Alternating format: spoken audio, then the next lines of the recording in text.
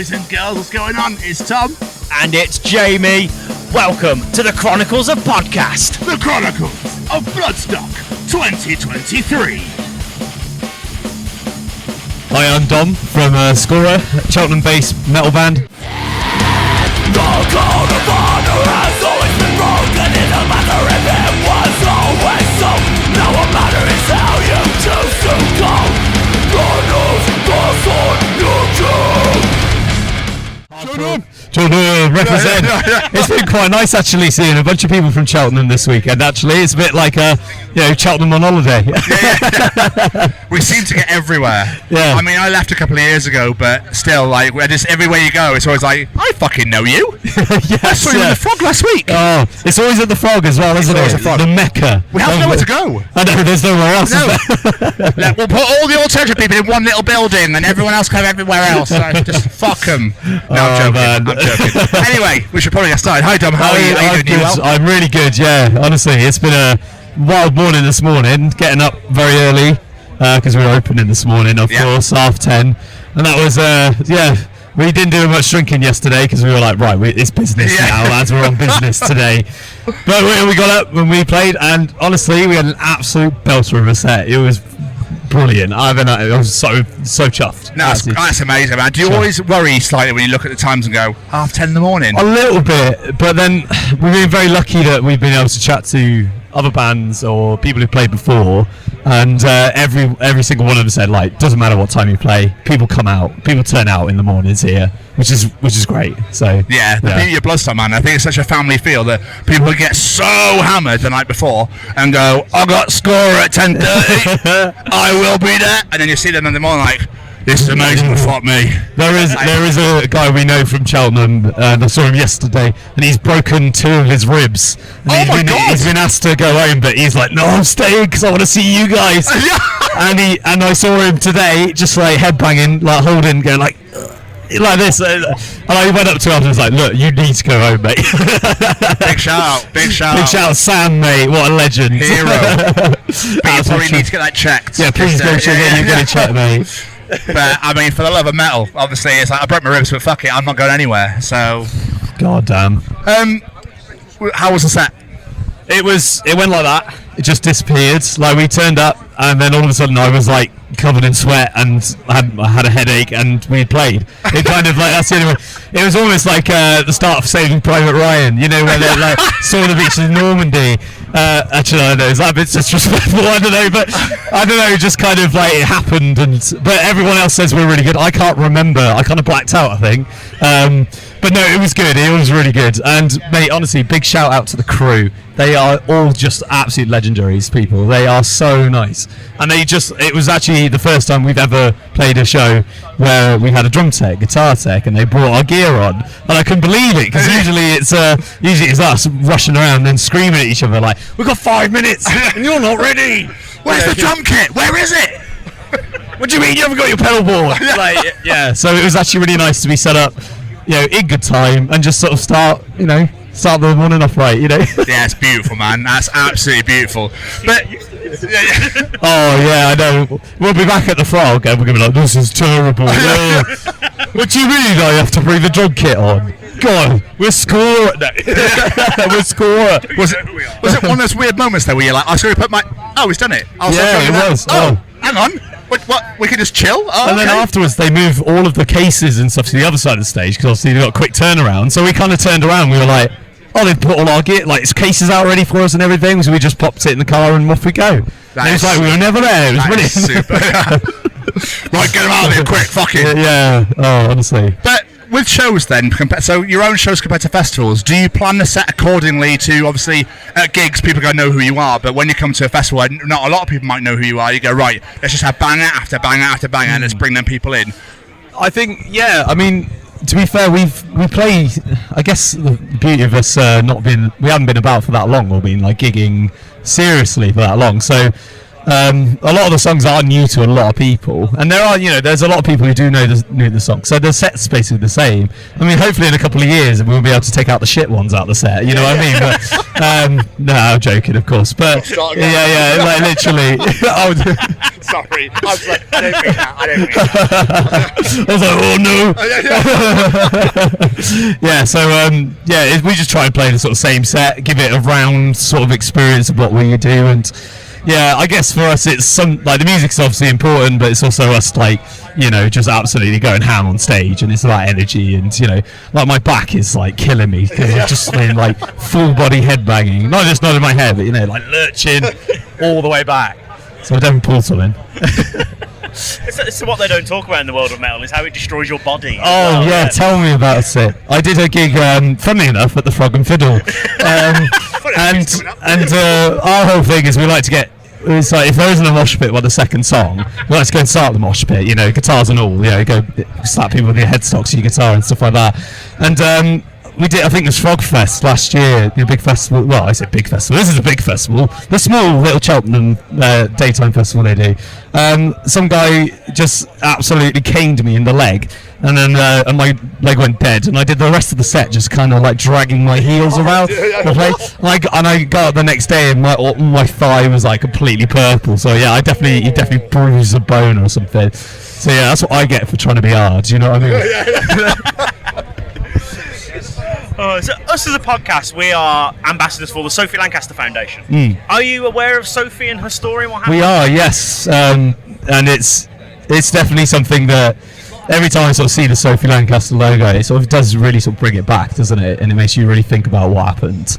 And a few years ago we did a gig raising money in Gloucester with the Sophie Lancaster Foundation. And to be honest, we haven't done a lot since, to be fair, but it's been something that's very prevalent in the metal scene, and it's good to see that it's prevalent not just like throughout like big metal bands. It's all levels. You've got local shows that are supporting it, and things like that. So yeah. Absolutely, it's great to see. But what happened to Sophie happened 16 years ago yesterday. So is that anything you've ever dealt with in your life, being from this community, dressing different, listening to different music? Have you ever been, I don't know, had abuse hurled at you in the streets, or I hope not, but physical abuse from that? I've been very fortunate. I've never had like physical abuse, but definitely verbal abuse. I do think it definitely hardens you quite a lot, and I think that's why a lot of people, when we all listen to the music that we do, is from maybe that feeling of outcast. Again, like I said, nowhere near as bad as obviously what happened to Sophie, and nowhere near as bad as I know is definitely some people I know have had it. I've been very fortunate, but it is a prevalent thing, and it does feel very oddly. It obviously happens to a lot of people and a lot of groups, and I think it's just that otherness that some people just really don't like. And you could be, if you're really punk, and or if you're just, I don't know, into reggae or things like that, or any type of genre of music. I think a lot of people just get held abuse by, I guess, mainstream. But then again, it's not all mainstream people, is it? It's always just, I guess, it's a select few of people. Yeah, man. Yeah. It's a weird one. But what is great to see, and I don't know if you've noticed while you've been here, there's so many kids and families at Bloodstock. Oh yes, yeah. Like we've seen babies here. Like watching Killswitch last night, and just in front of us there's a buggy with a baby in it. I was like, that is fucking awesome. It is. And it's just like, it's one of those things where, when I was growing up, and my dad, he was massive into metal. He was a big Iron Maiden fan, and that's what sort of got me started. And he took me to gigs, and that's why I ended up starting a band. And hey, we're here. But it's that thing of, I don't know, it's great to see like families coming here, and it's good that the families feel comfortable bringing their kids to a festival. Because I guess you think metal festival, if you don't know, you're going to think, oh my god, I wouldn't bring a child near something like that. But Bloodstock is just, everyone's been so friendly. Everyone is friendly. I'm sure everybody would help each other out if someone was in need. Absolutely.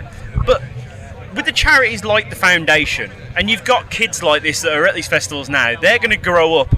They're going to start dressing like us, start dressing like Sophie did. I know this might be a bit of a tough question to ask, but if there was one thing you think the charity could do to help those kids as they're growing up, as they potentially go through this sort of thing, what do you reckon they could do to help out? I definitely think access to sort of resources, for mental health, things like that. Frequently asked questions is always a good one, or things, so that kind of support is invaluable. I used to be a primary school teacher before I left it, unfortunately, to pursue music full time. And one thing that we were always sort of we would do with children who were suffering with mental health is just give children a time of day, and B, you've obviously got to provide parents with adequate resources to be able to help their child in an effective way. And I sort of think that, unfortunately, I don't know whether Sophie Lancaster Foundation does this already, but it would be really good if there was some kind of, a bit like, it's a totally different example, but remember, Talk to Frank was a free resource for people struggling with drugs or alcoholism or anything like that. Just that kind of thing of, I want to dress this way and I'm getting bullied for it. What can I do about it? What can I do to, A, report if it's bad enough, or B, what can I do to help myself cope and hopefully overcome, It's a great idea. It's absolutely a great idea. Cheers. But let's take it back to you guys. You guys are here because you won Metal to the Masses in Cheltenham. More than likely out the Frog and Fiddle. It was actually.